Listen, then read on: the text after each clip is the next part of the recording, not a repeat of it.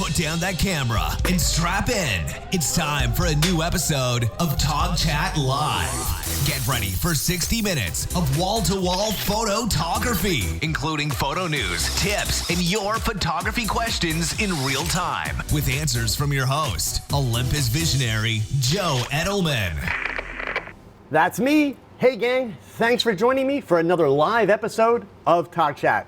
I'm your host, Joe Edelman, and my mission, as always, is to help photographers like you to develop a solid understanding of the hows and whys behind great photographs.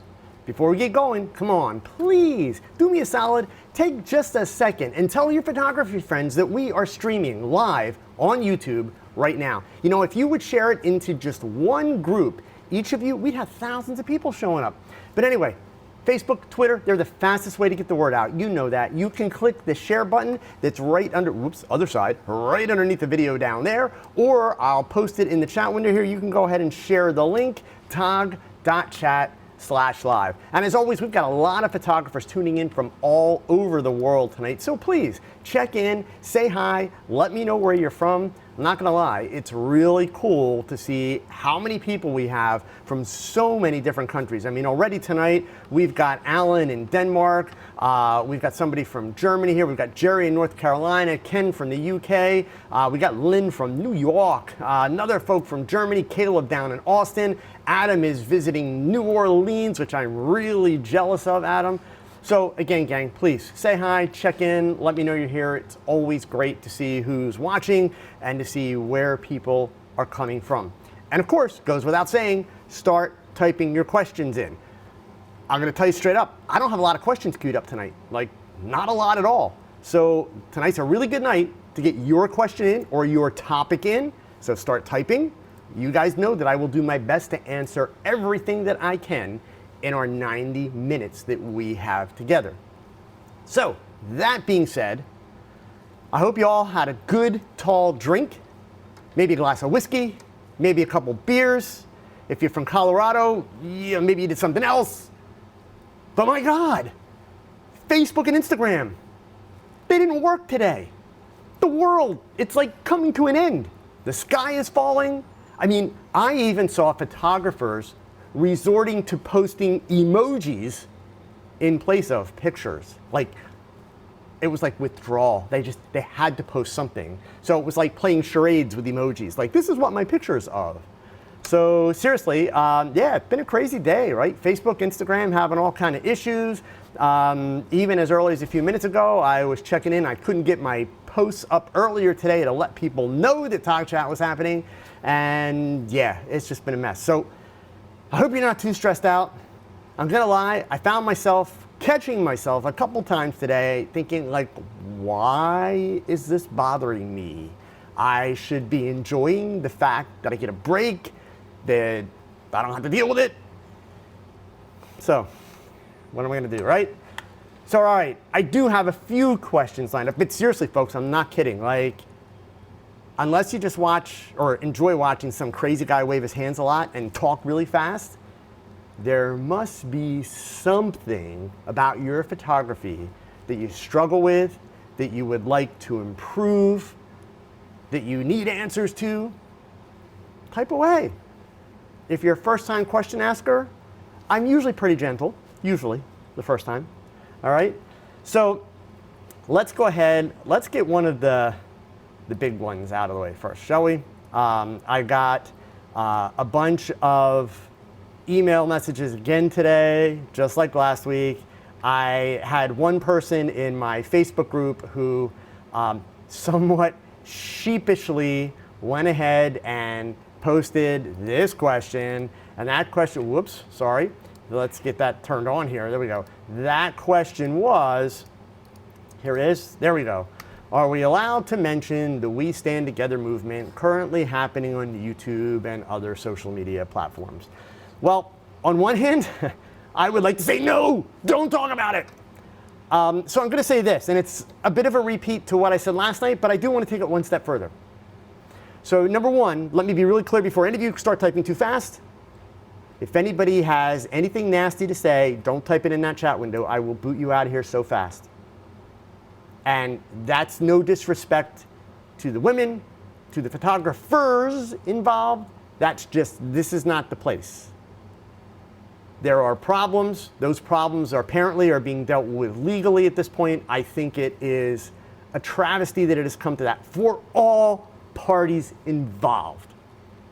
But that being said, we need to turn this around and we need to make it a positive. And I know for a fact that at least one of these young women is looking for a platform to be able to educate and to be able to try to develop a better understanding.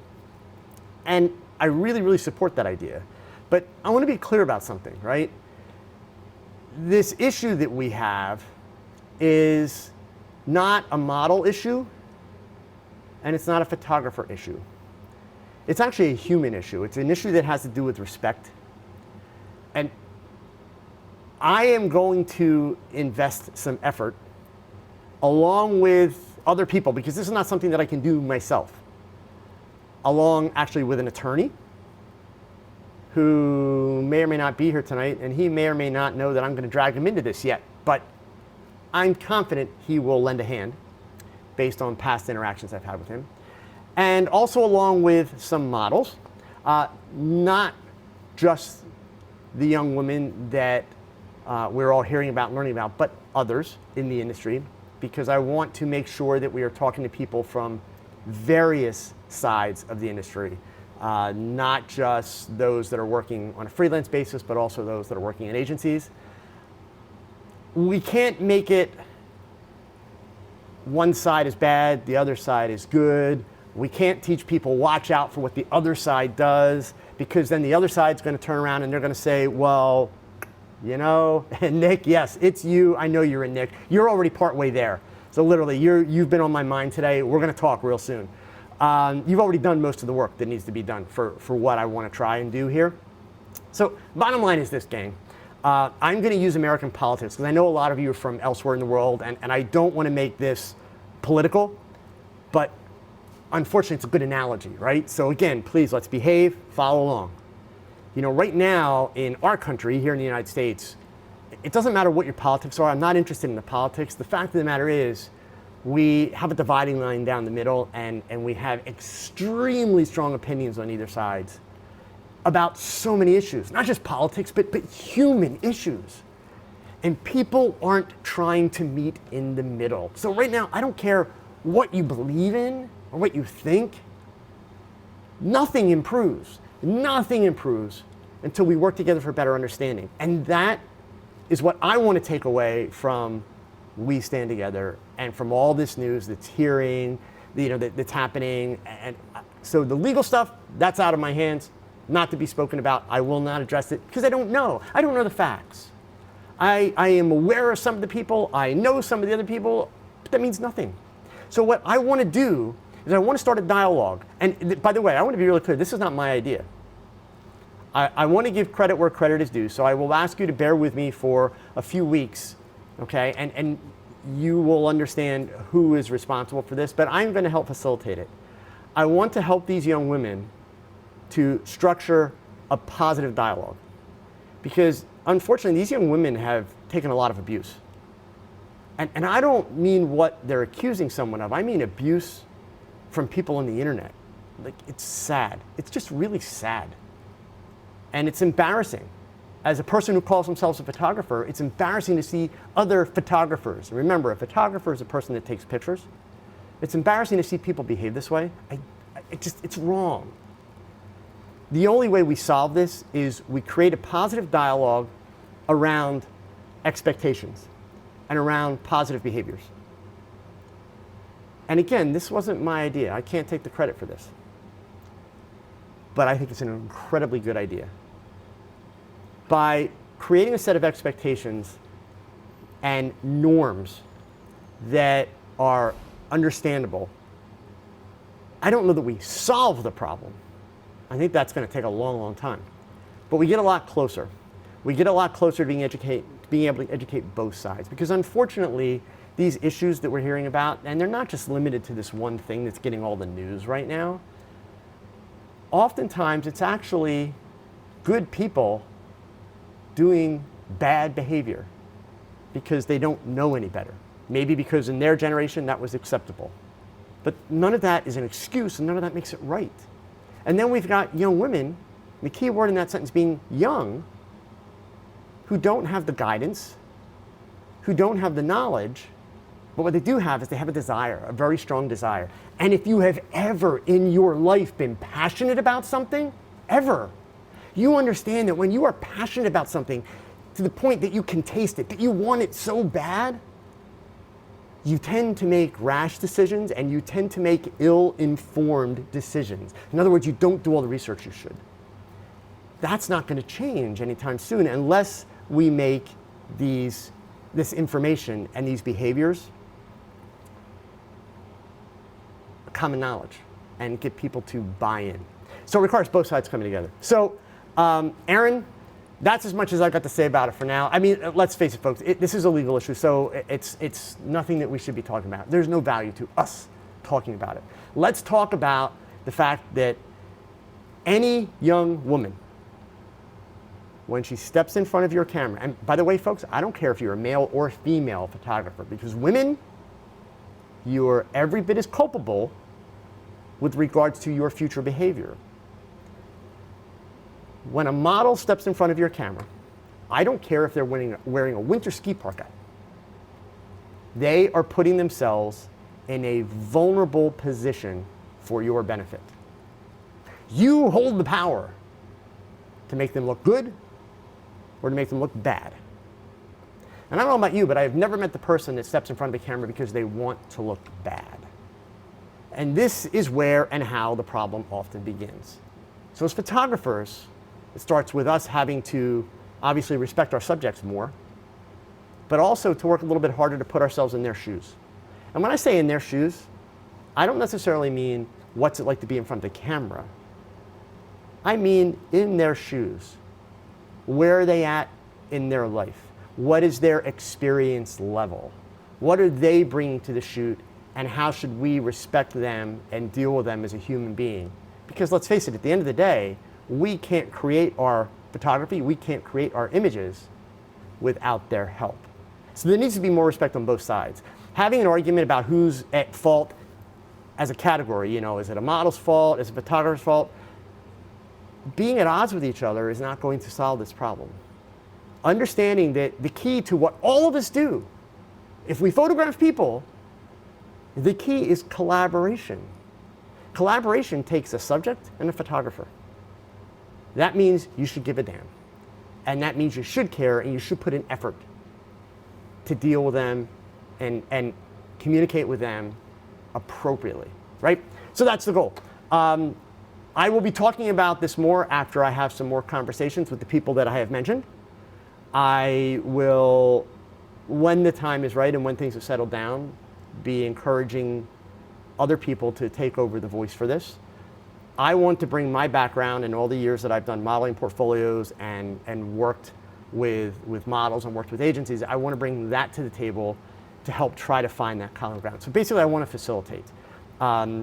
It's no different than, two companies having a negotiation or a company and a union. We need somebody that's going to facilitate the conversation, and that's what I'm hoping to do.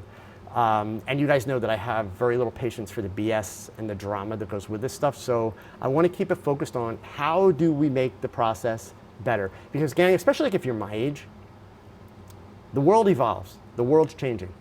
It's not what it was 10 years ago, 20 years ago, and definitely not what it was 30, 40, or 50 years ago. So for all of us, that means grow up. It means evolve too. Otherwise, be a dinosaur. And it's time to put that behind us. It's time to understand that, the millennials and the Generation Zers are not the same as the baby boomers. They have different values. They have different priorities in life. But yet, a lot of us baby boomers want to photograph the millennials and the Generation Zers. And a lot of the millennials want to photograph the Generation Zers. So then we've got to start to respect how those generations are different, how their priorities are different, the fact that they communicate different, the fact that they think differently. None of that is bad. It's not bad. It's going to require effort, though. So I hope that you guys will be on board with that. But that's as much as I want to say about it for now, Aaron. So I hope you guys understand that, okay? The next question I've got here that came in early is from Joel. quite new to post-processing his images, and he struggles, he says, with colors and white balance. When he looks back at his finished image 10 minutes after processing it, same monitor, same eyes, it often looks too yellow, too blue, or off in some way. He goes on to say, I guess practice and experience train the eye to see more subtle nuances, though is there an objective way to check things like, is my white neutral or is my gray too blue? Right now, he doesn't really trust his own eyes. Okay, so Joel, there's a lot of layers that we need to peel back here with this. So let's start first and foremost. It sounds to me like what you're dealing with is not just an issue of inexperience. It sounds to me like you are dealing with potentially inexperience combined with an uncalibrated monitor, and possibly even combined with an inexpensive monitor that is not ideally suited for proper color balance and color calibration in the first place, right? So, that being said, the first part of your question, you talk about the idea that you work on the image and you go away and you come back and you see things that you didn't see before. Let me be really clear, that's something that all of you should pay attention to. Like literally, all of you should pay attention to that, because I have that happen routinely. Now, maybe not as routinely as every time like Joel is running into here, but understand that when you're sitting, like 12 inches or 18 inches from a computer screen, and I say that because most of us tend to sit too close to the computer screen. When we're sitting that close to the screen and we're looking at the image blown up and we're retouching blemishes and flyaway hairs and things like that, you kind of get tunnel vision and you lose the perspective of the whole image. So I will tell you, when I'm working on an image that's got a lot of post-processing, where I'm doing maybe a composite, a great example, my billboard photo, where I did the spinning balls in the background, that was all composited. That's the kind of shot for me. I'm going to work on it, and then I'm going to walk away. And then I'm going to come back. Then I'm going to work on it some more. Then I'm going to walk away. Then I'm going to come back. Because I want to get a fresh perspective. And believe me, after I did the spinning ball portion at the end, which I've talked about before was really like a last-minute thought. It was not my original plan. I was just going to have the balls look like they were falling out of the sky. I literally used the rotate or motion blur, circular blur in Photoshop. And when I did that, hey, Irene, how are you? Great to see you. When I did that, I felt that it was a little cheesy, right? Because how often do you actually use the circular motion blur in Photoshop, So believe me, I walked away for a while, came back, and literally did that for about a day, just looking at that image. And finally, it's like, yeah, no matter how many times I turn off that blur, I love it. There was something about it. I loved it. Boom, and it worked, okay? So I will say, Joel, the idea of walking away and coming back and seeing other things, that's actually a good thing to do. But the fact that when you come back, the colors seem to be off, and the way you're describing it sounds like they're substantially off. When that happens, that actually makes me concerned a little bit that maybe you've got a bad monitor or a bad video card, like something is not up to par. So that's one of the things, unfortunately, that you potentially should look into in that regard. But yes, practice is helpful, experience is helpful, but the other thing is color calibrate your monitor. I mean, use something like, let's see, do I have mine here? I thought I had mine here. I don't have it here, sorry. Use like an X-Rite or an iStudio, some type of calibration device.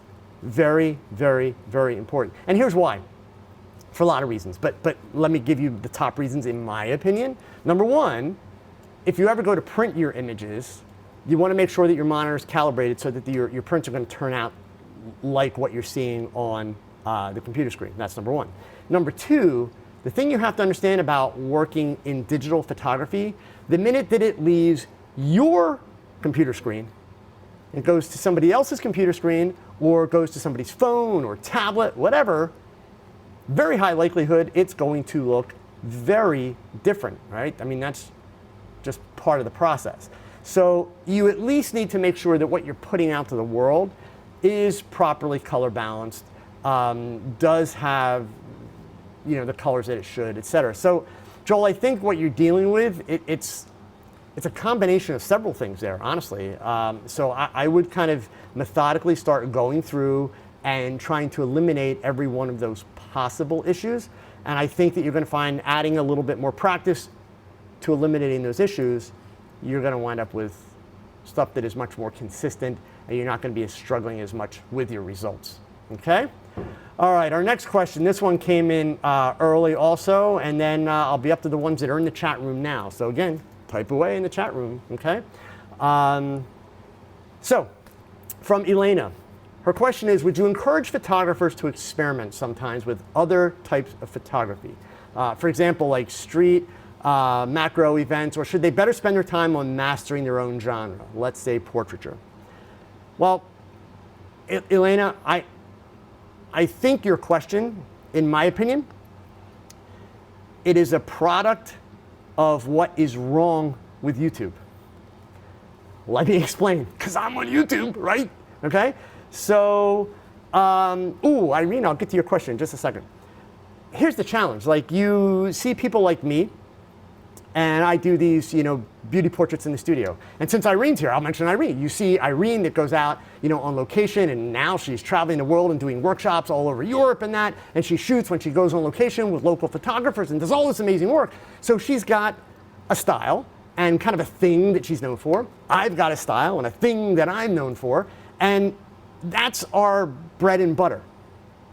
Now, on this piece, I can't speak for Irene, but I can tell you for me and pretty much every other full-time professional photographer that I have known in my career, we didn't start out picking up the camera and learning photography only shooting whatever we did for the rest of our lives. We shot all kinds of things. I mean, I've talked about it many times. I started as a newspaper photographer right out of school. Then I wound up starting a studio, and I did portraits and weddings. And I shot swim teams and Little League teams and events around town. And then I started doing commercial advertising work, and I shot products and food. And then I started moving into fashion in the middle 1980s. That's when I had my pictures in Cosmopolitan. And from there, I started working on modeling portfolios, and I did modeling portfolios for many, many, many years, and I built a reputation that wound up having me quoted in a lot of books about modeling, wound up having me work with several of the contestants that were on America's Next Top Model after they came off of America's Next Top Model. So it's an evolution. And then the other piece to add to this, Elena, is even today, I post pictures that are fashion portraits and the kinds of things that I'm known for. But this morning, I actually took probably 15 or 20 frames of a towel laying on the floor that was all kind of folded up, and it was textured, and the light was hitting it. It was really cool. So I picked up my Olympus TG6, and I set it on microscope mode, and I was doing these cool macro shots of it. And this past weekend, I took a whole bunch of pictures of my grandson, both grandkids actually, right? So I'm always shooting different things. There's a video out. You guys know I love Manny Ortiz. Manny's my buddy. He's got a video out right now where in Chicago he went around and he did some street photography, and he talks about how he kind of felt awkward doing it, et cetera, that kind of stuff, right? So it's the, try and step outside your box. I didn't see the whole video, but from his social media posts, and from the first minute of it that I saw, it kind of seemed like all in all, he's glad that he did it, but he didn't think he did a particularly good job. So I don't want to put words in his mouth, and that's what I'm saying. That's the sense that I got. Here's the thing, though, right? I think for the sake of continuing to improve your creative abilities, I think for the sake of continuing to be able to improve your technique in all kind of photography, it is definitely valuable to take pictures of anything and everything. Now, for the little bit that I saw, and I didn't see the end of Manny's video, okay? So before you guys go and misquote me or go tell Manny's oh, Joe said this, please get the context straight, please. I'm not looking for drama here. I think the guy is awesome. But for the little bit that I saw and the little bit that I read, the one thing I observed is it seemed like what he did do is just decide, hey, I'm going to go do this street photography, and picked up his camera and went out and start taking pictures. And not that that's bad, because you hear him in the video talking about kind of how he's feeling, what his experience is, and that type of thing. But I know in the very brief piece of the video that I saw, he was taking some pictures just of a lady walking down the street in an interesting hat. Then he did some panty shots. Then he took some pictures of fire escapes. So he was kind of very random and doing all different things, which is great, great creative exploration. But I would propose that part of the reason he maybe felt that he was struggling with street photography is I didn't feel like he set himself up with a real focus. Because saying that you're going to go shoot street photography, Elena, is like saying that you're going to go do portraiture. What does that mean? Irene does portraiture. I do portraiture. Two very different things. Not to mention, there's high school senior portraits, and bridal portraits, and maternity portraits, and corporate portraits, and acting headshots, and so on, and so on, and so on, right? So that was a really long answer for, heck yeah, you should take pictures of all kinds of stuff. But the idea that you have to divide it all up and say, well, now I'm going to do this, and then I'm going to do that. No, take pictures. See, I think it's because of YouTube, which means I contribute to it. I'm not proud of that. It's interesting. So I had somebody post on one of my videos today, so I'll give a bunch more of you the opportunity to chime in here. They posted on last week's TogChat and said, I really miss your tutorials. You know what? So do I. But I kind of don't. Don't panic. They're coming back. And some of you are going to say, you've been saying they're coming back for a while. I have. Look, here's the deal. What happened with me and what I'm learning, and this is what I'm struggling with. So when my tutorials come back, be prepared. They're a little bit different. Actually, they're a lot different. What I learned in this break is, I became a visionary, which I didn't expect. And Olympus gives me the benefit and the opportunity to travel the country and teach and meet people. And I love that. That's why I started all of this in the first place. The year that I started my YouTube channel, I took my son with me to Las Vegas at WPPI, my adult son. He was 34 or 35 at the time. And nobody knew me. I wasn't a speaker. And we walked around, and I said to him, next year, I'm going to be speaking at one of these events. That's my goal. This is the kind of stuff that I want to do. I made it. In fact, the following year, I spoke at all three of the major events. But the point is, my business model, my goal with what I'm doing has always been to teach people in person, one-on-one, to interact with people. Here's what I've learned about YouTube. People confuse entertainment for education. Now, a good teacher, my wife, will tell you that all good education requires a little bit of entertainment to hold attention and to make it memorable.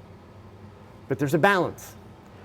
And I found that part of what's happened with YouTube, and this is all YouTubers, it's not YouTubers are bad, it's unfortunately people are lazy learners. Let's be clear, I'm not dumping on any YouTubers because I'm also dumping on myself, right? People are lazy learners. They like being entertained, but they don't go and pick up the camera.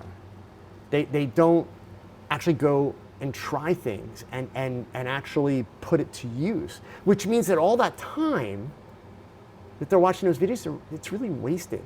Because having all that knowledge in here, it's worthless unless you go do it. It's worthless unless you go try it. And then you have the problem that there are so many YouTubers that are entertaining and engaging. And people want to watch them all.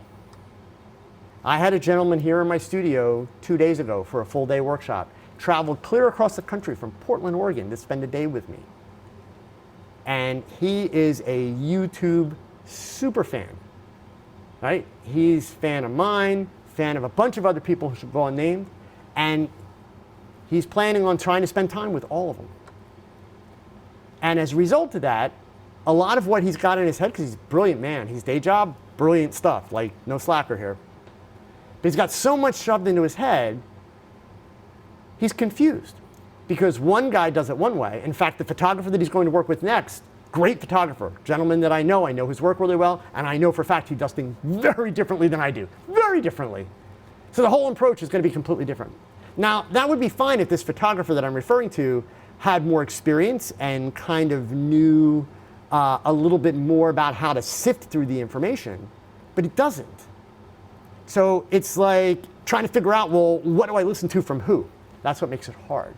Back in the day before the internet, you had one mentor. Maybe you had 2 or 3 mentors, but you wound up having those mentors like one after the other, not all at the same time. So it's just a different thing. So for me, it's really changed the way that I kind of look at the process of how to put the videos together. And at the same time, there's another piece. You know, there is the entertainment piece. How am I going to get people to watch them? So yeah, they're coming back. You'll see a little bit of a difference in the way they're produced, in addition to the fact that they'll be shot here, okay? But yeah, I've missed it, but I kind of haven't missed it either.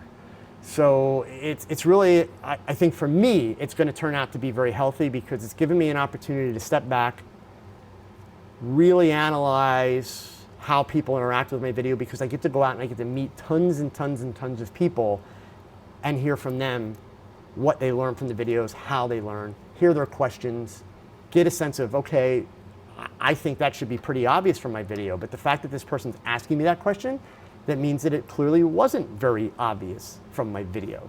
So that means there's opportunity for me to improve the way that I'm describing something, etc. So yeah, Elena, there is no such thing as shooting too many things unless we're talking about business, right? You don't want to be a jack of all trades and a master of none. But in terms of growth and development as a creative individual, there is no such thing as shooting too many things. There's definitely not. Life is all about experiences. You guys have heard me talk many times. The camera has been my ticket to so many wonderful experiences, right? It just is. So yeah, I mean, that would be my approach, Elena. Okay. Photo Mikey here. Yeah, common sense isn't common. Indeed, it is not always, right? Okay. So let's see here. I cannot even begin to pronounce this name, so I'm not going to try, but I apologize. The question is, I bought a 17mm M.Zuiko Pro lens. I'm thinking about the OMD EM1 Mark II, but the price, well, I will tell you the Mark IIs are, no, actually, that's the EM1X that's on sale right now. You know, $1,500 is like pretty doggone reasonable for what that camera has. Now, it sounds like you're not here in the US, so I don't know what the pricing structure is like where you're at. But, you know, I would tell you if you can't afford that camera, go with the EM5 or even go with the EM10. Save your pennies, you know, build up. The most important thing you're going to work with is going to be the glass. It's not going to be the camera body. It's the glass. Okay? All right. Michelle Montana, you're still waiting for me to talk with the model. You're drawing a blank about the video. So, yes, Michelle, I am going to do it. If you were here for the beginning of TogChat, you may have missed it tonight. That's okay. I am working on a project with a few models. I have spoken with 2 different models today for this, and also an attorney who has got some really great ideas where we can try to set up a better set of expectations for models and photographers in general, especially in the freelance/internet world, the model mayhems, the purple ports, that type of thing. In the more structured agency aspect of modeling, there's already a pretty clear hierarchy and a pretty clear set of behaviors and expectations. But, you know, the internet, it's in its infancy, and the internet opened up tons of opportunity for amateurs and professionals alike to work casually, and that's what happens. So, you know, unfortunately, that's where a lot of these problems are coming from that we're hearing about all over the web right now. So, you know, instead of complaining and pointing fingers, which some of that's going to happen anyway, I would rather try and forge a discussion that is going to get people working towards the middle and really setting a better set of expectations. And I think that's where we can really have, you know, a more positive outcome. So that's where that's going. Let's see here. Stephen Wilking, not a question but a statement. He says, yes, they do confuse entertainment for education. Some people think YouTube is the gospel. Think about credibility. Yeah, I mean, you know, and I get it. And obviously, I'm honored. But believe me, I would much rather, again, some of you probably think I say it maybe to sound different. I don't know. But when I tell you, like at the end, if you were here for 90 minutes, you owe me at least 180 minutes with your camera before you come back next week. That's no joke, right? ideally, I want the work that I do on YouTube to be a reference, to be a source, not to be entertainment. I mean, look, I try to have fun with what I do because I always try to have fun with what I do. So that's part of my personality, that's part of who I am, and it's part of the way I do things. And so the fact that people enjoy that and find it entertaining, great, that's a bonus. But I'm not here to entertain, I am here to educate. I want to see people improve. You know, I can't tell you how many times people will type, you know, I want to be able to be just as good as you. And my response is always the same. It's like, please don't aim that low. That's not modesty. Don't look at any other photographer. Don't look at Andy Leibovitz. Don't look at Joe McNally. Don't look at any other photographer and say, I want to be as good as them. Work to be better than them. Work to develop your skills to the point that you can be better than them. But understand, folks, they didn't get better by watching YouTube. Just saying. So that might tell you something. All these big name photographers that so many of you enjoy watching, Lindsay Adler. Lindsay Adler didn't get great by watching YouTube. I didn't learn to do what I do by watching YouTube. Food for thought, okay? And how many YouTubers are telling you that? They're not, right? So again, all good things in balance and moderation, right? That's the key. None of these videos that you watch hold any value if you don't pick up your camera and go try things. Just that simple, right? Okay, so sliding up here. Let's see, Rob Geeson. We met once in the 3rd Street Alliance. Yeah, for the Lehigh Valley Photography Group walk. That was a really cool day. Neat building, Rob. Thanks for saying hi. So let's see. So here's Irene's question. Sorry, I told Irene I would do this. What do you do to get over artist block? Recently, I've been a bit uninspired, so I did some DIY projects. It always helps me when I take time off photography to get back into it. Irene, it sounds like I do exactly what you do. Maybe not so much that I walk away, but since I became a visionary last July, so I'm just about at the year mark, okay? Wow, God, it's been a year already. So since I became a visionary with Olympus, I have been on the road frequently. I've been teaching workshops, I've been doing demos, I've been traveling, and still keeping up with TogChat, keeping up with social media, not doing as many tutorials, but my time has been like crazy. And people think that because we're on YouTube, that we don't have the same kind of anxieties and fears that everybody else does. The minute I became a visionary, I was scared to death to pick up my camera. Other Olympus visionaries are people like Jay Dickman and people like Larry Price, who between the two of them have 3 Pulitzer prizes. One of them works for National Geographic. We've got people like Scott Bourne, who's one of the most amazing bird photographers in the world. We've got people like Tracy McGlasky from Ohio, who is not only an incredible educator, but an amazing portrait, fashion, wedding photographer. And I can go through the whole list of visionaries. And here I was, and while I was very proud and very excited, I was instantly intimidated. I was afraid that anything and everything I was going to do was not good enough. So the easiest thing to do was not pick up the camera. That became really scary. So I slowed down a little bit. I refocused things. And then I kind of doubled down by deciding I wanted a new space. Working in the home studio that I had was always great because it was really convenient, but it was indeed limiting. And in my career, I've done a lot more than just portraits, so I wanted to be able to get into a space where I could play a little bit more. And I had been looking at this particular artist community for a while, didn't like the spaces that I was seeing online, but finally got frustrated and decided to come and see it, and found this amazing space with all these windows and said, that's it, I'm going to do it.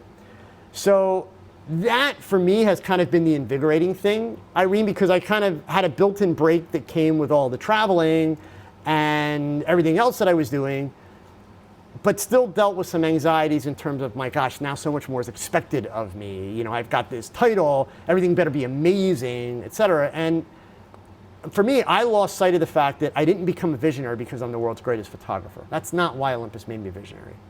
Olympus made me a visionary because I'm a great educator, and because I put passion behind it, and because I make it a point to talk to people and communicate with people, and I make myself available. Any of you know, if you sent me messages or talk to me online, I respond. Sometimes it may take me a couple days, but I respond, right? So I had to kind of remember that.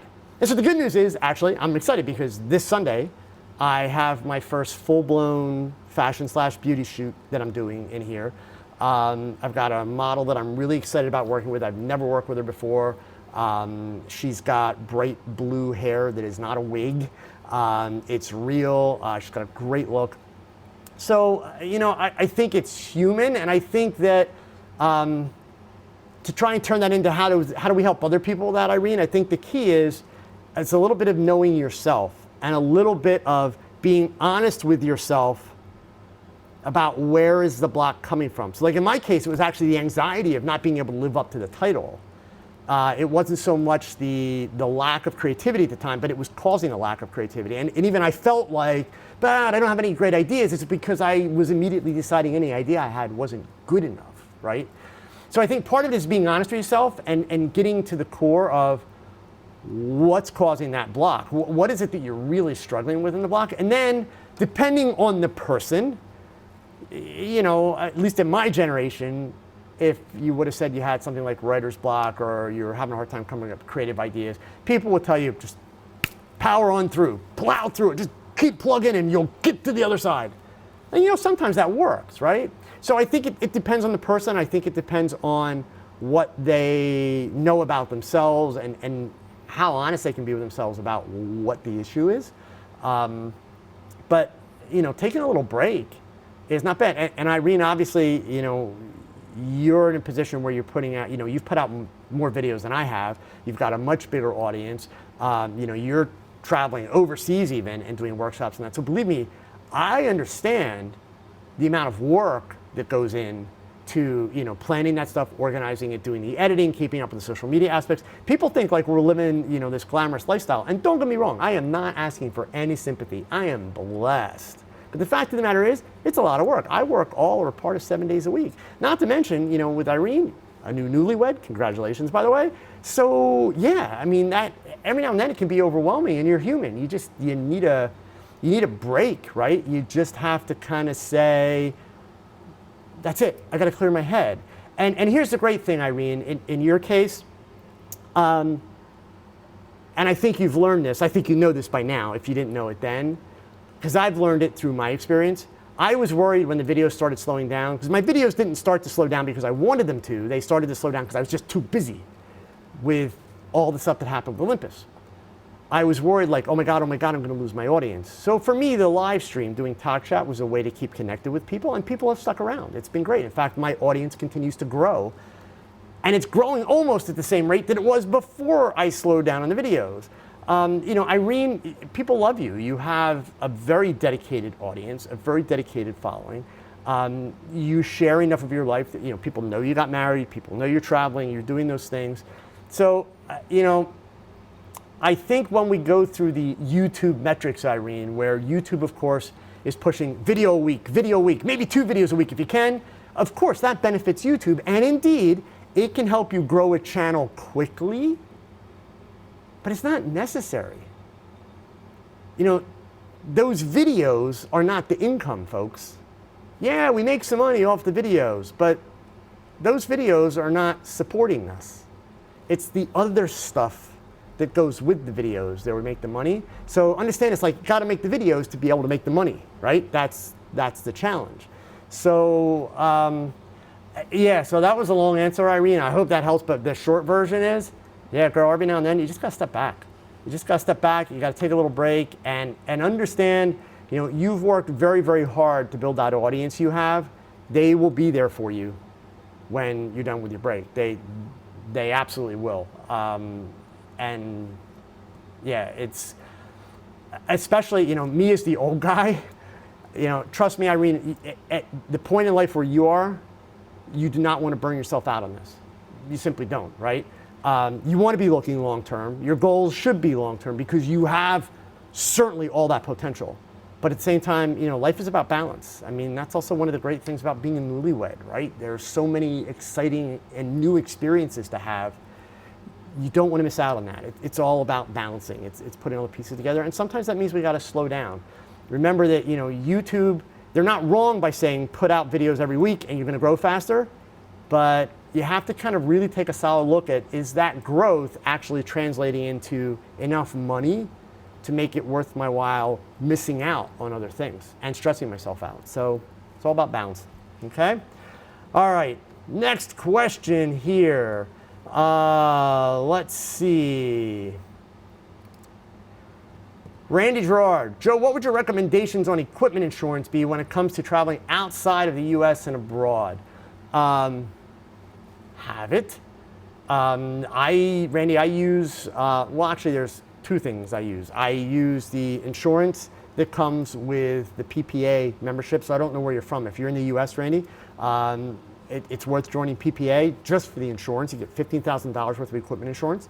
I also have liability insurance that has some equipment rider in it, and I should know what the number is, and I don't, I'm sorry. And I also have an equipment rider on my homeowner's insurance, which of course doesn't do me any good now with all of this here, but moving into this space in this building, I had to have a $2 million liability policy, and I have an equipment rider on that, so yeah, but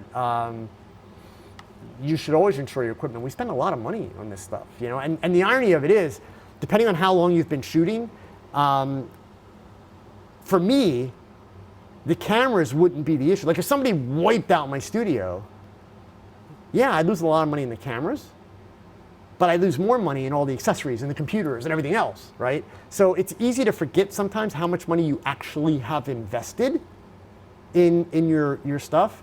So, we look at our cameras and our lenses and we say, oh, this is what my money's invested in. Nah, you got a lot of other stuff that you've invested money in this photography. This photography stuff's not cheap, gang, right? So, yeah, so I would start with PPA though. It pays for the membership. I mean, it literally pays for the membership. So, Rit Vera, any tips for shooting portraits as a visually impaired photographer? Maybe, but give me a little bit, give me a little bit more background on what kind of visual impairment. How are you visually impaired? I've actually had a lot of conversations here on TogChat with photographers that struggle with different visual impairments, from almost being legally blind to having color deficiencies, not necessarily colorblind, but having color deficiencies. So let me know exactly what your impairment is and how it's impacting your photography now, and I'll come back and I'll try and see what I can tell you. And here's the good part. If I don't have an answer, I can do some really easy research because I'm married to a cognitive psychologist. So she will be able to, if she doesn't know the answer, get her hands on research that I can at least point you in the right direction. So I'll gladly try and help you out with that, okay? Here's the answer. So Rip Fars, I can see with one eye and I'm legally blind. Okay, so are you, and I got another question for you, I'm sorry. Are you able, using, for instance, the adjustable diopters on your camera, are you able to adjust those diopters so that when you look through the camera with your one functioning eye, are you able to see clearly at that point? And then also, when you're talking portraits, are we talking like a portrait session with lights, or are we talking more active things where you've got people moving around and running around? Again, give me a little bit more context and we can try and certainly help you do some problem solving here, okay? All right, let's see here. Anthony's got a question. Do you think that many of the amateur clubs where they offer weekly or daily challenges to get out and try new ideas are a good teaching tool for beginners and experienced photographers alike? And then he goes on to add, I've joined several for the reasons of making me think out of my comfort zone and try new things. I'm curious what your opinion of them is. Well, so Anthony, I actually do have a strong opinion, but I'm going to turn this around on you first. You told me why you did it. You did it for the purpose of getting out of your comfort zone and to try new things, which sounds like really, really good logic. So do me a favor, Anthony, type in a response. What was your experience? Did it help? Did it work for you? Knowing what you know now, if you found yourself back at the beginning of that process, would you do it again? I would like to know that, and then I'll give you a little bit more of my insight into that, okay? All right. Scrolling back up here. Let's see. James Wong, I always quote you and Gavin Hoey to newbies to learn photography. Behind the scenes is wonderful. Cool. I read that out loud, James Wong, not just because I got a pat on the back, thank you, but because I can assure you that Mr. Gavin Hoey will be listening to this tomorrow night while he does his editing. So that way he'll hear your message also, and I'm sure he'll appreciate that, okay? Sinning has a question. I'd like to know what you would advise for a new photographer to do when finding and working with a mentor. That's a great question. So somebody asked me recently, and they caught me in kind of a snarky mood day, just saying, like, how do you get somebody to be your mentor? That was the question. My answer, you ask them. Now, before you all start asking me, slow down, right? Let's put a little more context to there, okay? So number one, every mentor that I had, so I'm gonna use my examples first, right? Every mentor that I had lived near me. That's number one. So I wasn't trying to do it by the internet. These were people that I could stand in front of, sit in front of, and talk to, and have a conversation with. These were people that as a kid I could observe and watch, and most importantly, ask questions. Now, maybe this is generational, and some of you know that follow me, the last 2 interns that I had lasted like 2 weeks each. In fact, one lasted a couple of days. The other one lasted about 2 weeks. Why?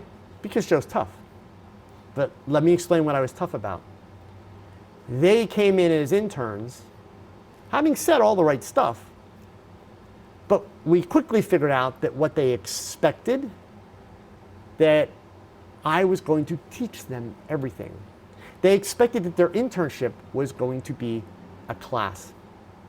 How did I figure this out? Simple. I always make it a point when I have a new intern, their very first day is a shoot day. And it's a day to observe. And really what I'm doing, I'm testing them. Because a mentor did this to me when I was a kid. He told me later why he did it. He wanted to know how much the opportunity mattered to me and how hard I was going to be willing to work for him. That in and of itself doesn't make sense. But then he explained. What he was looking for was, would I come in and sit down in a corner and watch him and not say anything? Or would I watch and pay attention and ask questions at the appropriate times, not at the moment that he's got the camera in his hand, shooting the model, and even more importantly, as the day wore on, would I have been paying enough attention to what he was doing to be able to offer to step in and do something because I had seen him do it before, like moving a light stand or putting a light away or anything, rolling the background up. He wanted to know, was I going to take the initiative to offer or to just do it unless he told me otherwise? Good news for me, I did those things. I did not expect this person to sit down and be a teacher and give me a class. They had a job to do. They had a business to run. I looked at it as, here is my opportunity to be a sponge. But I was also smart enough to realize that I can't just sit there and not ask questions. If I don't ask questions, so much of what I'm going to see doesn't make sense. It doesn't have context, right? So, the key is you need to find a mentor that, one, you can interact with, you can actually spend time with. Certainly it needs to be somebody that you connect with, you like their work, etc. But don't expect to be entertained, right? And this kind of goes back to my YouTube conversation before, gang, right? That's not what learning is. Learning is damn hard work. It just is. It is hard work. If you really want to learn a lot, you're going to bust your butt, not sit and watch somebody. Watching somebody else take pictures doesn't teach you anything. It really doesn't. What does that teach you about the how or the why? It doesn't, right? So that's honestly the biggest thing. So how do you find those people? You ask. You find photographers that are accessible to you. And you introduce yourself. And you don't say, hey, can I be your intern? What's in it for me? And you don't say, oh my God, this is the one that I always love. Like, oh my God, I love your work, I love your work. Could I be your intern? Could you teach me? You know what? That's like BS. Feel free to tell me you love my work. I have an ego. I love for people to say, hey, I love your work. But tell me why. Prove to me that you've actually looked at my work. Prove to me that you've taken the time to try and understand my work. Let me know what it is that you like about my work. That also helps me understand if I can actually teach you, if I can connect with you. But honestly, the way you get a mentor is you ask. That's how it's done, folks. Even in today's world, you ask. And some people will say no. Let's face it, when you ask somebody to do something for you, the worst thing they can say is no. Like, the world's not going to end, right? No is not a bad answer. No is just a reality that we all have to deal with, right? So you go to the next person and the next person. Just because somebody says no, you don't quit, you don't give up, you move on, right? So that's that answer. All right, next. Scrolling on back here, I want to get some of the ones that came a little bit earlier, and then we will get back to the newer ones there. Let's see here. Scrolling back up.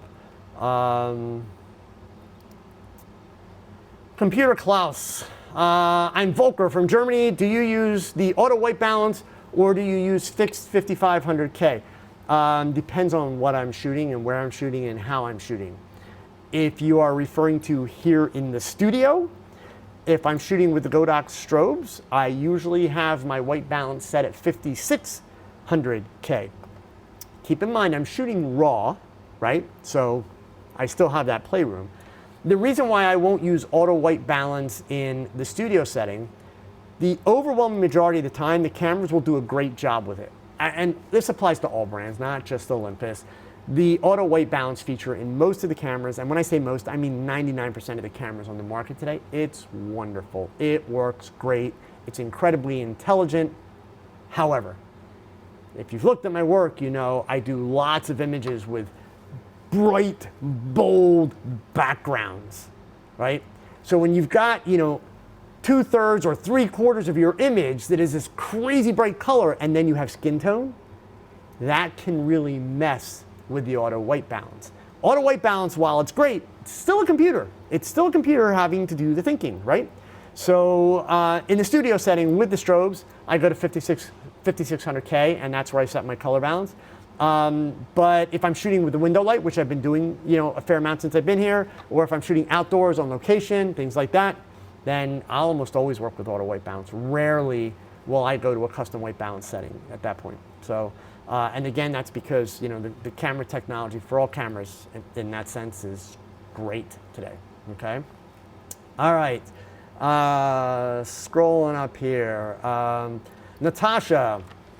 I know you mentioned before that you don't hang out with other photographers. Yeah, not a whole lot. I recently had an experience, but could you expound on the subject again and any bad experience you've had? Well, Natasha, I'd be really curious to hear what your bad experience was.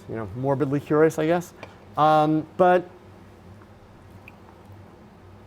I haven't had any bad experiences with other photographers other than, keep in mind, back in my newspaper days, that was very competitive, right? So, we would do some pretty crazy things to, undercut the next guy. Some of them are stories that are not necessarily appropriate for me to tell on YouTube, but ironically, after you do that other photographer or the photographer that did it to you, the net result is actually more respect for each other than it is like, oh, I'm going to get you or whatever, okay? Because it's just kind of part of the business, is what we do, right? But no, I have a feeling, Natasha, and the reason why I'm asking for some more information, so Natasha, if you're still here, if you would, maybe please don't put any names in, right? But give me a little bit more context. I have a feeling what you're trying to tell me is that maybe you went to like a meetup or something like that, and you had another photographer essentially bully you, either by, mansplaining It happens, right? Or by, looking at your work and making snide remarks, basically putting it down or tearing it apart. That's the stuff I hear most commonly. So if that's the case, let me know. Just give me a little bit more detail, and I can try and help you a little bit more in terms of how to, how to kind of deal with that and handle it. Especially for young/new photographers, there's nothing wrong. And so again, remember, there's two parts to this. There's absolutely nothing wrong with hanging out with other photographers. It can be actually really great. Anything that you can do and do socially is wonderful. Where it becomes bad is when you have a situation where it's like a group shoot, and everybody's basically shooting the same thing, and your pictures are no different than everybody else's pictures, and you don't have any control, so there's sloppy things and you can't fix them, etc. Right? But yeah, try and give me a little bit more info. Okay. So, all right, scrolling on back up here, and then I know we've got some new stuff at the end. Let's see. Diego, just wondering why you don't do more location shoots and environmental portraits. Most of your work seems to be combined to the studio. Is that a business decision or simply personal preference? It's actually both, Diego. I love working in the studio. I'm God. If the light's going here, I decide it's there. I'm not at the mercy of the sun. I'm not at the mercy of anything but my own creativity. That doesn't mean it's bad to work outside. And the fact is, I do work outside. That's just not what I teach. Guys hear me talk about it all the time. Don't be a jack of all trades and a master of none. So, for me to go out and do architectural photography or start shooting street photography, it would kind of be disingenuous. That's not what I do. Eric, thank you so much, man. I really, really appreciate the super chat. I will get to your question, Eric. Don't worry. That's not what I do. So you will see over time here in this new studio, you'll see me doing more out of the studio things for reasons that I don't want to share yet. But there's some really cool stuff right around this building. The building itself is a work of art, but not in the traditional sense. Okay. But yeah, studio work is my thing. And again, I started as a newspaper photographer. So remember, I've done it all. I did portraits, I did weddings, I did all that stuff. But yeah, this is what I enjoy. I enjoy having the control. I enjoy being able to, basically have an idea and bring that idea to fruition. Okay. So yeah, so there's nothing wrong with shooting on location. Just that's my thing. So. Let's see, multi-talented Leo's question. I have absolutely no photography knowledge. Do you recommend taking a course, or should I use other free resources like YouTube? Also, your thoughts on going to college for photography. Man, I get myself in trouble for this, especially since I am married to a college professor, and I teach occasionally at a college. So look, do I recommend taking a course, or should you use other free resources like YouTube? So obviously, I've talked about it before. I've never taken a class in photography, ever. Okay?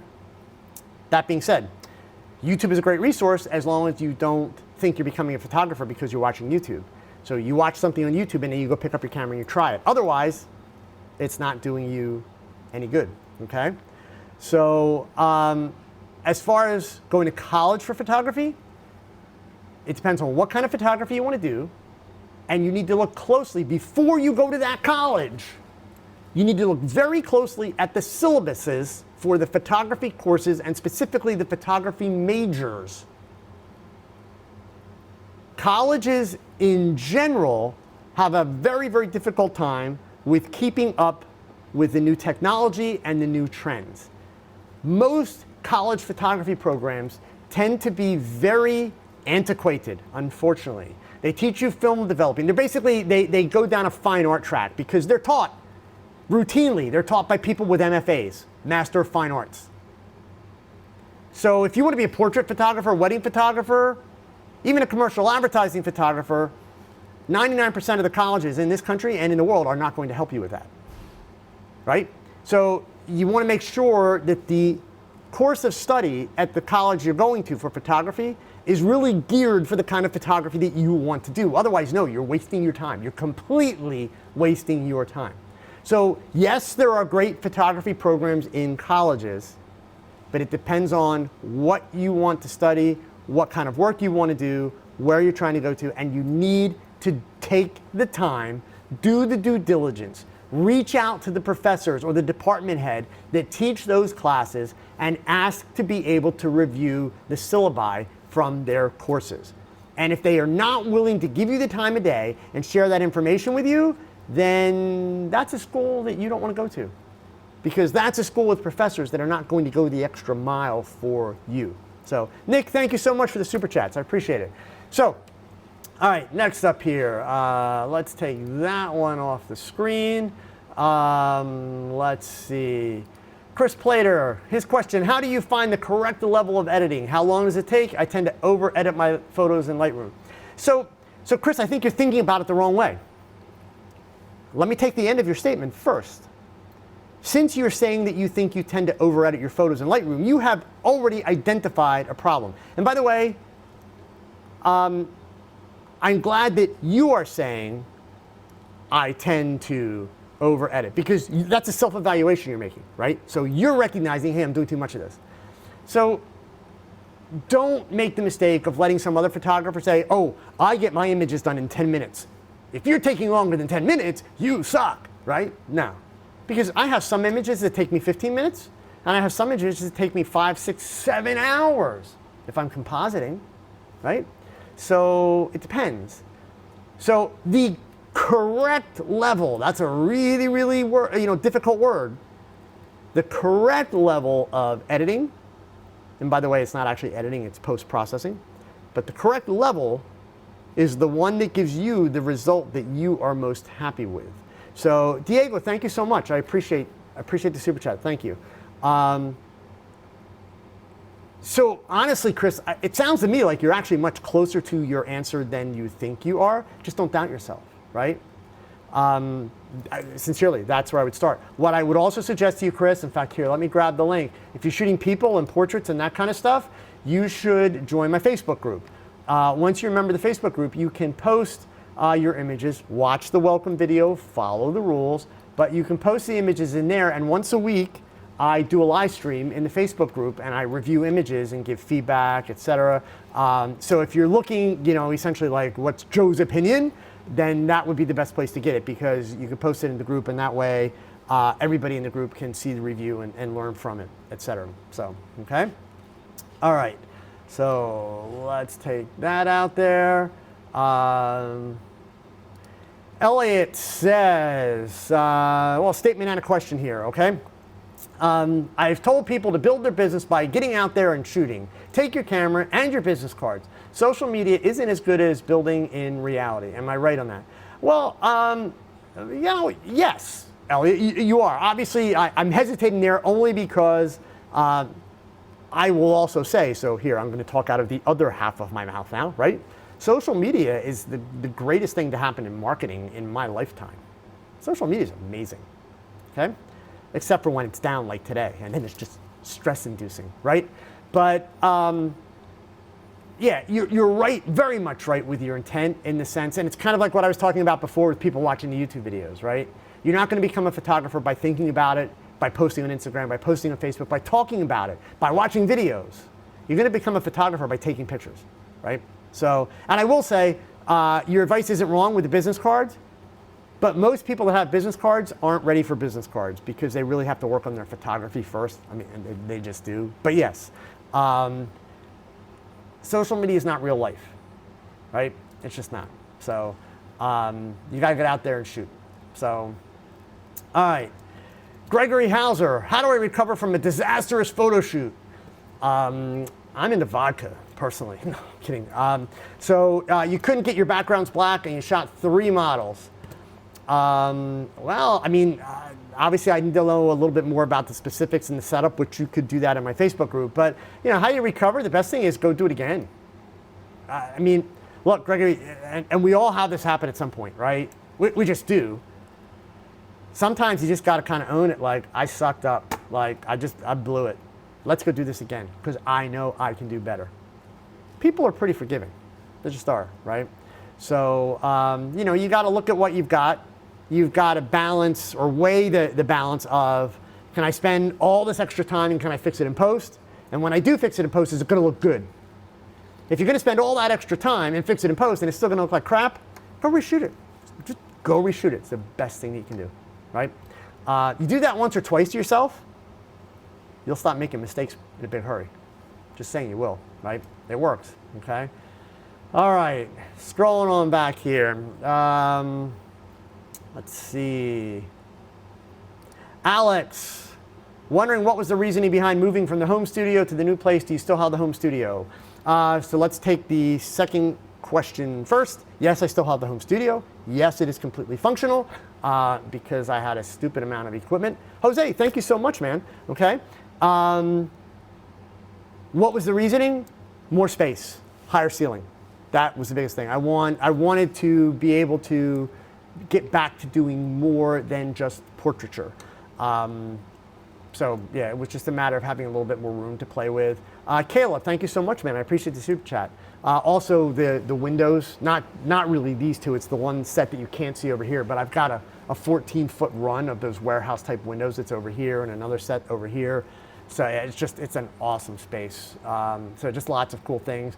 Plus this building has hallway after hallway after hallway filled with artwork and graffiti and all kinds of stuff. So yeah, so that really was a lot of it. So so here's, this is going to be an interesting debate. Photo mixed media. Having an associate's degree or an associate's of science and or certs in photography has its advantages. Oh, okay, whew, I feel so much better. This is a question. I thought you were making a statement and I was about to have to like, woo, no. Okay, my apologies. Does it have its advantages? No, not at all. Not unless you actually learn something of value, right?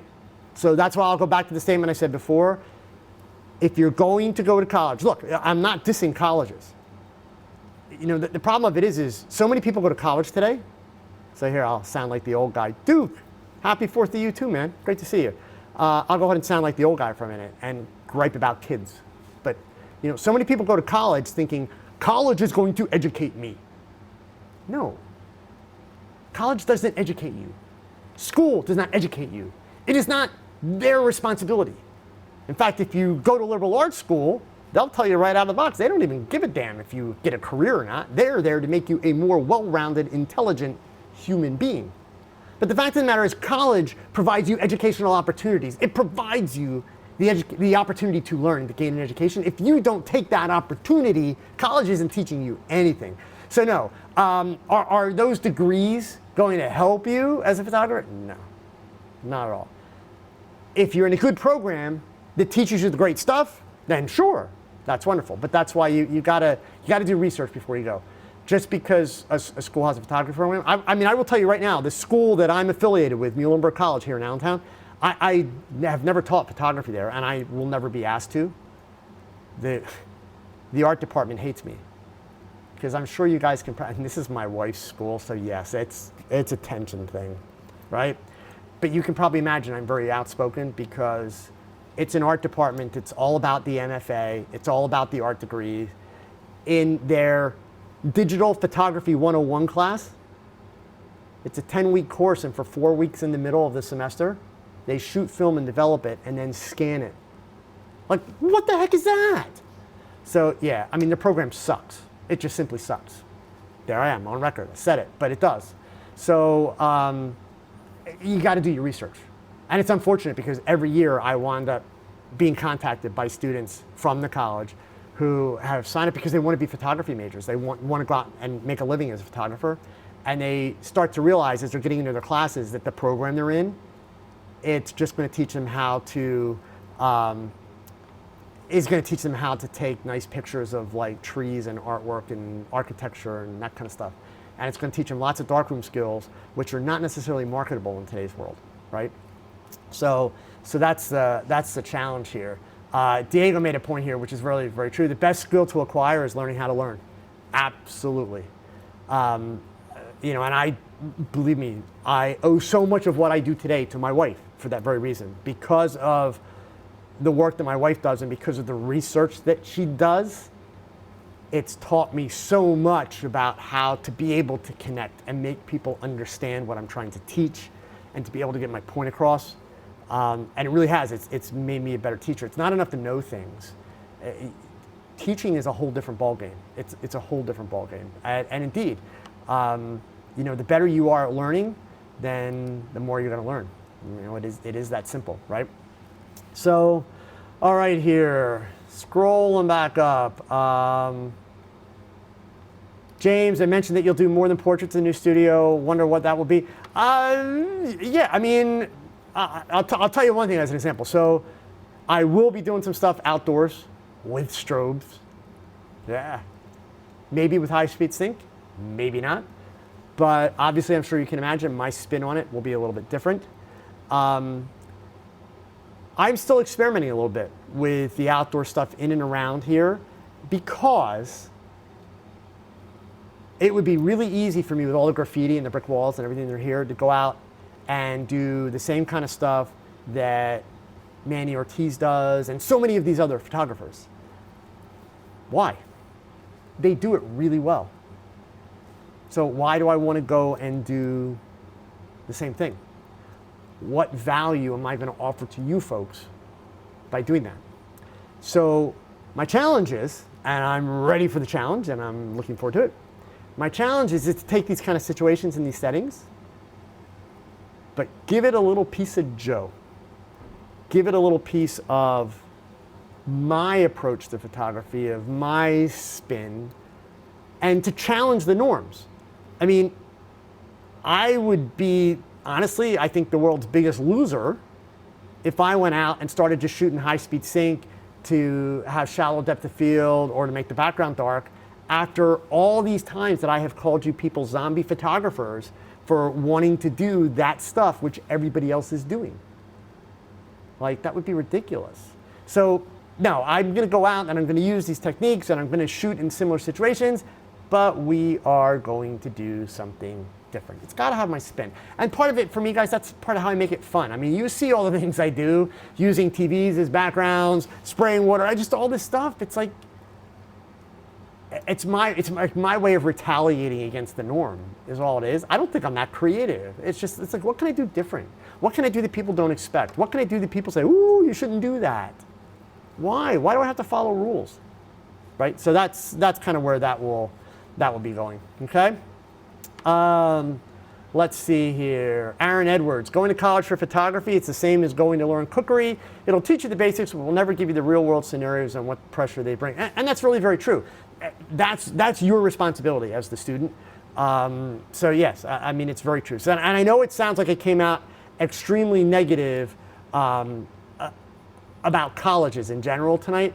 I promise you, it's not about being negative, because even as a follow-up, Photo Mix Media says here, what about having the degrees or the certificates to get jobs or gigs? In all of my life as a photographer, so 4 years now, I have never had a potential client ask me what degree I had and then not hire me. Now, I said it like that because I would be lying if I didn't say that just in the course of casual conversation, I didn't have some clients say, hey, did you go to school? But it was always in the context of, did you go to school for this? I love your work. And when I said no, they actually had more respect for me because my work was good without the schooling, and I got the job. So I've never lost a job because of not having a degree or a certificate. Just haven't, okay? That degree or certificate does not guarantee your client anything. I know quite a few photographers that graduated college with a degree in some kind of photography, and their stuff is the most boring crap you've ever seen in your life. It's technically wonderful, but it's boring.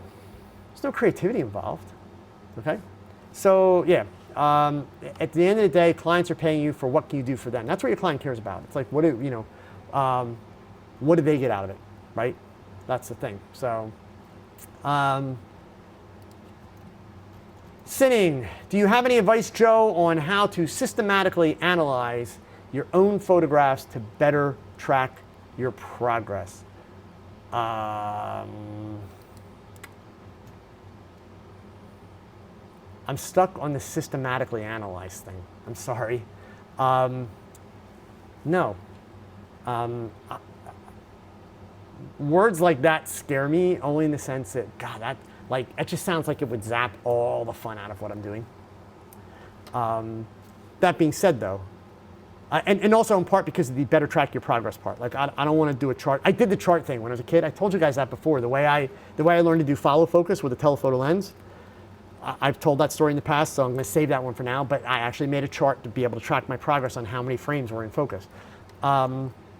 Back then, all this stuff was new. Back now, now, I don't know that I'd want to chart things. I think you just honestly have to take the time. So actually, I told you guys I had a gentleman here earlier in the week that came from Portland, Oregon to do a one-on-one workshop with me. And one of the things that we talked about was the idea, because he's very passionate about what he's doing. And he has a day job, but all his free time is going into the photography stuff, right? So what he's not doing is he's not taking enough time between shoots, meaning he may need to slow down a little bit. Alexander, thank you so much for the super chat. He's not taking enough time between shoots to slow down and really look at his work. And when I say really look at his work, like he brought up an image that he had done of some high school kids in their prom gowns. And the one girl has this huge bruise on her leg. And that was the first thing I saw and mentioned. He's like, oh my God. He's like, I've worked on this image. I've looked at this image and I've never seen the bruise. And for me, it was the first thing that jumped out at me, right? So one, I had the advantage of not having stared at the picture from a foot away on a computer screen for so long. But two, part of what's happening is he's learning all this stuff, but what he's not doing is he's not learning from his own photography. Your worst images are your best teachers. Your worst images are the ones that you go back and you look at and you say, if I could do that again today, what would I change? How would I do it differently? How would I solve the problem? Just taking the time to have that conscious conversation with yourself will have a huge impact as you move forward on the way that you approach your photography. So, and Ken just typed in here, which I completely agree. Keep reviewing your old photos and compare them to your current work. Yes, absolutely, okay? But actually take the time to consider things and look at what you're doing, okay? Darkling 2004, I've had clients every now and then ask if I'm able to provide them with a makeup artist for their shoot. Okay, smart clients. I've never had one present for shoots. Is there an etiquette on how much to pay them? He goes on to say, I don't mind paying for their services. I just don't want to be taken advantage of since I'm not familiar with the industry and business models. So Darkling, what I want to do is here, I'm going to take the question off the screen real quick. I'm going to switch over to a browser and I'm going to go to YouTube and I'll get you the links here. I'll put them in the chat window. I have two videos that you want to watch. It would help if I spelled the word right. So let me grab the links here for you. The first one is, what am I doing? Copy link address. First one is 7 tips that you should know when working with a makeup artist. And then the other one is 6 reasons you should work with a makeup artist. Watch those 2 videos. They're not going to tell you exact dollar amounts, but they're going to give you a lot more information in terms of how to figure out what that is, how to find the right makeup artist, how to communicate with that makeup artist, how to kind of get where you need to get. So I think you'll find that that information will help you a lot. And then after that, if you've still got some questions or that, stop back next week, bring it up again, and I'll try and fill in a little bit more for you. But those 2 videos will help you out a lot. Okay. All right, let's see here. Skylar King, how do you personally make money with photography? Me personally? I think there seems to be a lot of misconceptions surrounding this topic. So Skylar, I'm not trying to be difficult. I'm not sure what you mean. Like if you mean me, my business model is all based on education. I've talked about that time and time and time again. If you mean in general, how does a person make money as a photographer? They find a client that needs pictures, they take the pictures, they get paid to take the pictures. Give me a little bit more background, Skylar. Seriously, like I'm not trying to be smart. I just want to make sure that I'm giving you the answer that's actually going to have value. So fill me in a little bit more there, okay? Spinning wheels photography. Never went to college for photography or journalism. Me here, same thing. But you spent the last 38 years shooting and writing editorials. Yep. Trust me, there's a lot of people that are in the same boat that we are, spinning wheels. So. Adam Favre, unless you misunderstood, you're saying your statement in regards to photography. I could say the same thing about the mass communications degree that I have. Yeah, kinda.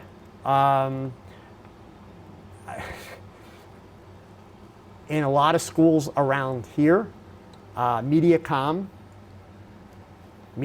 today in Generation Z, that's the I don't know what I want to do with my life major, because it's kind of the easier one. But yet, I also know of several professors that teach in those areas, in this area, that have some incredible experience, have done some amazing work in their lives, and have so much great information to offer. So also it, like we've talked about, and Adam, you as an educator, I know you understand this, it's up to you as a student to want to learn and to put in the effort. But I think it would be reasonable to say that there are probably a lot of degrees and a lot of majors that actually don't hold a lot of value if the person doesn't take it upon themselves to go beyond what is on the syllabus, right? I mean, that's a big piece of it. Yeah, so Adam's added here, I learned more on the job and interning than I did at college trying to gain that degree. Yeah, and I want to be clear, folks, I'm not dissing college, but it is a reality, right? No teacher, no school can force this stuff into your brain and make it actionable. It just can't. That's not what school is, right? School gives us a foundation. School gives us understanding, especially if you go to a liberal arts school. Their goal is to make you be able to see the world in a better way, right? To have better understanding, more tolerance for people. That's what liberal arts is, right? And even at a major university, they're going to be more career focused, but still, they can't make you learn it. So if they can't make you learn it, they can't make you do it, right? So you've got to go beyond. If you just settle for what's in the classroom, yeah, you're never going to get your true value out of college. You're just not. My son went to Drexel University in Philadelphia. What I loved about their program is it's a 5-year program, right?